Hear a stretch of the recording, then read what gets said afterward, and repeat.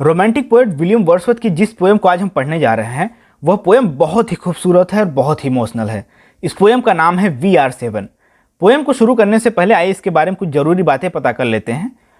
William Wordsworth ने इस poem को 1798 में लिखा था और इस पोएम का पहला पब्लिकेशन 1798 में ही लिरिकल बैलेड में कराया गया था। लिरिकल बैलेड में कुल 23 पोएम थी जिन्हें कलेक्टिवली विलियम वर्ड्सवर्थ और उनके मित्र एस.टी. कॉलेरिज ने साथ में मिलकर पब्लिश कराया था। पोएम की टोटल 69 लाइन्स को 17 स्टांजाज में डिवाइड किया गया है। पोएम की हर एक स्टांजाज में वैसे तो 4 लाइन्स हैं, लेकिन इसके लास्ट के स्टांजाज में 5 लाइन हैं, इसीलिए इस पोएम में टोटल 69 लाइन्स हो जाती हैं। पोएम की राइमिंग स्कीम है AB।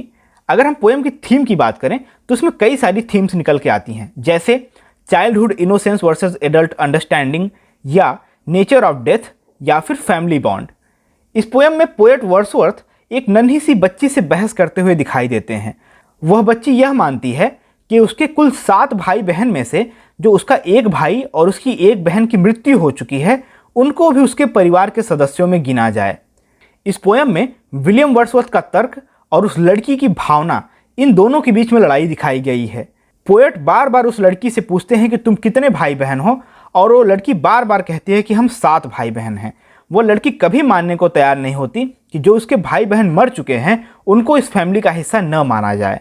पोएट और उस लड़की की बहस बहुत देर तक चलती रहती है, लेकिन वे कभी किसी एग्रीमेंट तक नहीं पहुंचते हैं और पोएम के अंत तक भी उनकी बहस का कोई भी रिजल्ट नहीं निकलता है। दोस्तों, विलियम वर्ड्सवर्थ की यह पोएम बहुत खूबसूरत है, तो इस पोएम को हम लाइन बाय लाइन डिस्कस करेंगे। अगर आपने अभी तक वीडियो को लाइक और चैनल को सब्सक्राइब नहीं किया है तो please do like and subscribe, ताकि आने वाली सारी जरूरी वीडियो आपसे कभी मिस ना हो। तो हे दोस्तों, मेरा नाम है दीपक और आप देख रहे हैं लिटरेचर एक्सप्लेन। तो चलिए डिस्कस करते हैं poem we are 7 by William Wordsworth. Poem की शुरुआत करते हुए वर्ड्सवर्थ इस पोएम को पढ़ने वालों से एक कॉमन सा सवाल पूछते हैं और कहते हैं कि a simple child that lightly draw her breath and feels its life in every limb, What should it know of death?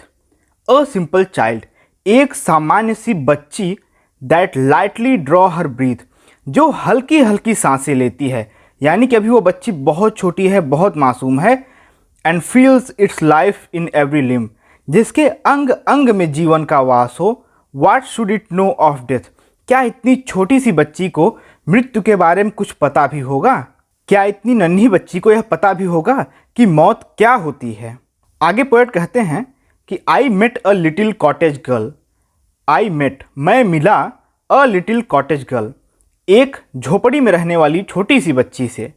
She was 8 year old, she said, वह 8 साल की थी, उसी ने बताया था। हर हेयर वॉज थिक, उसके बाल मोटे थे, विथ मैनी अ कर्ल, जो कि घुंघराले भी थे। That cluster round her head, cluster round का अर्थ होता है चारों ओर से गुच्छा बनाना, तो इसका अर्थ है कि उसके घुंघराले बाल उसके सर के चारों ओर गुच्छा बना के फैले हुए हैं। She had a rustic Woodland air, air का यहाँ पे अर्थ है स्वरूप, तो कहते हैं कि सी हैड अ रस्टिक, उस लड़की का जो अपीयरेंस है ऐसा लगता है जैसे वो किसी देहाती परिवेश में पली बढ़ी हो। And she was widely clad, widely clad का अर्थ है थोड़ा बिखरा हुआ, गंदा, तो उसने जो कपड़े पहने हैं उस छोटी बच्ची ने, वह कपड़े भी बिखरे हुए हैं, थोड़े से अस्त व्यस्त हैं, मैले कुचैले से हैं। हर आइज वर फेयर, उसकी आंखें सुंदर थीं। एंड वेरी फेयर, या यूं कहें कि बहुत ही सुंदर थी। हर ब्यूटी मेड मी ग्लैड, यहाँ पे ब्यूटी का अर्थ है इनोसेंस, क्यूटनेस, तो बच्ची जो बहुत ही भोली दिख रही है, बहुत ही प्यारी दिख रही है, उसके भोलेपन को देखकर पोएट बहुत ही खुश होते हैं, बहुत प्रसन्न होते हैं। पोएट आगे लिखते हैं, sisters and brothers little made, how many में यू बी। यहाँ पे पोएट उस छोटी सी बच्ची से पूछ रहे हैं कि हे बच्ची, हे लिटिल मेड, तुम कितने भाई बहन हो? तब बच्ची जवाब देती है, how many? 7 in all, she said, and wandering looked at me. तब वह लड़की बहुत ही आश्चर्य, वैंडरिंग होकर तब मुझे देखती है और तब कहती है, हाउ मेनी? आप पूछ रहे हैं कि हम लोग कितने हैं? 7 इन ऑल, हम कुल 7 भाई बहन हैं। एंड वेयर आर दे, तब पोएट पूछ रहे हैं, एंड वेयर आर दे, तब वे लोग कहाँ हैं? आई प्रे यू टेल, मैं तुमसे निवेदन करता हूँ कि तुम मुझे बताओ। शी एंसर्ड, वह जवाब देती है, 7 आर वी, हम लोग कुल 7 लोग हैं, and 2 of us at convent dwell, यहाँ पे ड्वेल का अर्थ होता है रहना या निवास करना। तो कहती है कि 2 ऑफ अस, हम में से 2 लोग, एट कॉन्वे ड्वेल। कॉन्वे एक प्लेस है, यूके में है। हम में से 2 लोग वहाँ रहते हैं, कॉन्वे में रहते हैं। एंड 2 आर गॉन टू सी, और 2 लोग समुद्री मार्ग पे या समुद्री यात्रा पे गए हुए हैं। 2 of us in the churchyard lie, और हम में से 2 लोग चर्च यार्ड में लेटे हुए हैं।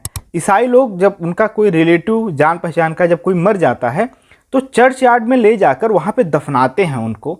तो अगर बच्ची कह रही है कि वहाँ पे लेटे हैं, इसका अर्थ है कि वहाँ पे वो दफनाए गए हैं। My sister and my brother, और वो जो वहाँ पे लेटे हैं, दफनाए गए हैं कब्र में, वो उसका एक भाई है और उसकी एक बहन है। And in the churchyard cottage I dwell near them with my mother. और बच्ची बहुत ही भोलेपन से कहती है कि and in the churchyard cottage, churchyard में उनकी एक झोपड़ी बनी हुई है, कॉटेज बनी हुई है उनकी। आई ड्वेल नियर देम, ड्वेल का अर्थ होता है रहना, निवास करना। तो कहती है कि मैं उनके पास रहती हूँ, उन दोनों की कब्र के पास रहती हूँ, उस कॉटेज में, विथ माई मदर, अपनी माँ के साथ। पोएट उस बच्ची की बात सुनकर थोड़ा सा कंफ्यूज हो जाते हैं कि वो कहती है कि 2 लोग कॉन्वे में रह रहे हैं, 2 लोग समुद्री मार्ग पे गए हैं, और 2 लोग दफनाए गए हैं, और एक यह लड़की स्वयं है। कुल मिलाकर यहाँ पे तो 5 लोग ही हुए, क्योंकि 2 तो मर चुके हैं। और पोएट यहाँ पे थोड़ा कंफ्यूज होते हैं और उस बच्ची से पूछते हैं, you say that 2 eight Conway dwell, तुम कह रही हो कि 2 लोग कॉन्वे में रहते हैं, एंड 2 आर गॉन टू सी, और 2 लोग समुद्री मार्ग पे गए हुए हैं। येट ये आर 7, ये का अर्थ होता है यू। तो कह रहे हैं कि येट ये आर 7, फिर भी तुम 7 लोग हो। आई प्रे यू टेल, मैं तुमसे निवेदन करता हूँ, स्वीट मेड, प्यारी बच्ची, कि तुम मुझे बताओ, हाउ दिस मे बी, यह कैसे हो सकता है। Then did the little maid replied, तब वह छोटी बच्ची जवाब देती है, 7 boys and girls are we, हम 7 लड़के और लड़कियां हैं, अर्थात हम 7 भाई बहन हैं। 2 of us in the churchyard lie, हम में से 2 लोग चर्च यार्ड में लेटे हुए हैं, अर्थात दफनाए गए हैं। Beneath the church yard tree, church yard में जो पेड़ है उसके नीचे उनकी कब्र है। बच्चे की इतनी बात सुनकर पोएट सोचते हैं कि इस बच्ची को थोड़ा कन्फ्यूज़न है, बच्ची थोड़ी ज़्यादा नादान है। तो वो सोच रहे हैं कि इसको मैं लॉजिक के माध्यम से, थोड़ा तर्क के माध्यम से इसको मैं बताऊं कि तुम 5 ही हो, 2 तुम्हारे भाई बहन ख़त्म हो चुके हैं। तो कहते हैं, you run about my little maid, हे प्यारी बच्ची, तुम दौड़ सकती हो। Your limbs they are alive, तुम्हारा शरीर जिंदा है। If 2 are in the churchyard laid, अगर तुम में से 2 लोग चर्च यार्ड में दफनाए जा चुके हैं, वहाँ की सिमेट्री में भी हैं, देन ये आर ओनली 5, तब तुम लोग केवल 5 ही हो। तब वह छोटी बच्ची जवाब देती है, their graves are green, they may be seen, the little maid replied. तब छोटी बच्ची कहती है कि उनकी कब्र पर घास उगाई है, नन्हे नन्हे पौधे उगाए हैं, दे मे बी सीन, और आप उन्हें देख सकते हैं। 12 steps or more from my mother's door, उनकी कब्र मेरी माँ की कुटिया से केवल 12 कदम और मोर या थोड़ा सा दूरी पर है। And they are side by side, और उनकी कब्र एक दूसरे के बगल में ही है, साइड बाय साइड ही है। My stockings there I often knit, stockings का अर्थ होता है मोजा और निट का अर्थ होता है सिलाई करना, बुनाई करना। तो आगे वह बताती है कि वो अपना समय कैसे बिताती है उनके साथ। उनकी कब्र के पास मैं अक्सर अपने मोजे बुनती हूँ। माई करचीफ देयर आई हेम, करचीफ का अर्थ होता है रुमाल और हेम का अर्थ होता है सजावट करना। जैसे आपने देखा होगा घर में कोई लेडीज़ हैं, जैसे मम्मी लोग हैं, सिस्टर हैं, किसी भी साड़ी जैसे होती है तो साड़ी के नीचे बॉर्डर को वो लोग पट्टीदार कपड़े सजाती हैं। वैसे उसका नाम तो मुझे नहीं पता, अगर आपको पता होगा तो नीचे कमेंट बॉक्स में ज़रूर बताइएगा। जैसे वो अपनी साड़ी को सुंदर बनाती हैं, वैसे ही ये छोटी बच्ची भी अपनी रुमाल के चारों तरफ बॉर्डर बना रही है, डिज़ाइन बना रही है, उसको सजा रही है। तो कह रही है कि माई करचीफ देयर आई हेम, मैं उनकी कब्र के पास बैठकर अपनी रुमाल में हेम करती हूँ, अपनी रुमाल को सजाती हूँ। And there upon the ground I sit and sing a song to them, और वहाँ ज़मीन पर मैं बैठती हूँ, वहाँ ग्राउंड पर मैं बैठती हूँ, and sing a song to them, और उनके लिए मैं गीत गाती हूँ। एंड ऑफन, और अक्सर जब आफ्टर सनसेट सर, जब सूर्यास्त हो जाता है श्रीमान जी, when it is light and fair, जब वातावरण शांत हो जाता है, आई टेक माई लिटिल पोरिंगर, पोरिंगर का अर्थ होता है कोई भगोना या कटोरा। तो कहती है कि मैं अपने छोटे से कटोरे को ले लेती हूँ and eat my super there, और उनकी कब्र के पास जाकर मैं वहाँ खाना खाती हूँ। The first that died was sister Jane, जिसकी मौत सबसे पहले हुई थी वह मेरी सिस्टर जेन थी। इन बेड शी मोर्निंग ले, शायद जेन बीमार रही होगी तो वह बेड पर लेटे लेटे रोती रहती थी, दर्द में कराहती रहती थी। मोर्निंग का अर्थ होता है रोना। Till God released her of her pain, और वह तब तक रोई जब तक ईश्वर ने उसको उसके दर्द से आज़ाद नहीं कर दिया, रिलीज नहीं कर दिया। And then she went away, और जब भगवान ने उसको उसके दर्द से मुक्त कर दिया तब वह हमें छोड़कर चली गई, उसकी मौत हो गई। So in the churchyard she was laid, और उसके बाद उसको चर्चयार्ड में दफना दिया गया, वहाँ पर लिटा दिया गया। And when the grass was dry, और जब घास सूखी हुई थी, together round her grave we played my brother John and I, उसके कब्र के चारों तरफ मैं और मेरा भाई जॉन, हम दोनों वहाँ पे खेला करते थे। And when the ground was white with snow, और जब ज़मीन सफ़ेद हुई बर्फ़ से, विथ स्नो अर्थात यह विंटर का मौसम आ गया, ठंडी का मौसम आ गया। And I could run and slide, और उस बर्फ़ पर मैं दौड़ सकती थी और सरक सकती थी। My brother John was forced to go, मेरे भाई जॉन को भी जाना पड़ा। देखिए यहाँ पे उन्होंने कहा है फोर्स टू गो, अर्थात वह जाना नहीं चाहता था, वह नहीं चाहता था कि उसकी मृत्यु हो, लेकिन उसे जाना पड़ा।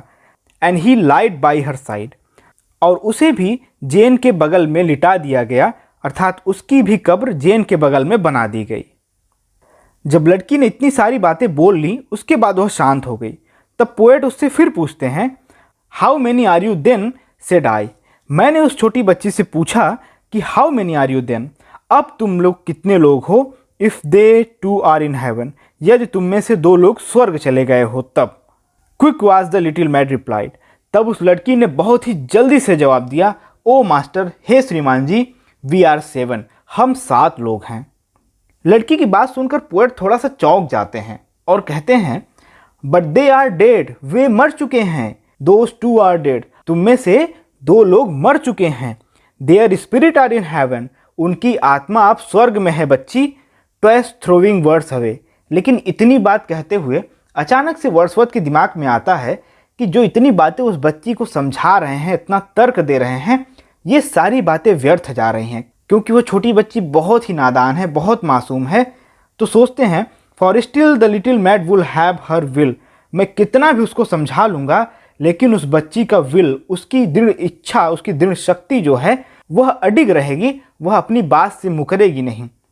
एंड सेड, और बोलेगी, ने, नहीं नहीं श्रीमान जी, वी आर 7, हम 7 हैं। मैं उस बच्ची को कितना भी समझा लूँगा लेकिन वो आखिरी में यही कहेगी कि हम 7 लोग हैं। और इसी लाइन के साथ यह पोएम समाप्त हो जाती है। अगर वीडियो आपको पसंद आई है तो please do like the video and subscribe the channel. आपका कोई भी सजेशन है तो प्लीज़ आप मुझे कमेंट बॉक्स में ज़रूर बताइएगा। तो मिलते हैं आपसे अगली वीडियो में, तब तक के लिए नमस्कार, अपना ख्याल रखिए, जय हिंद।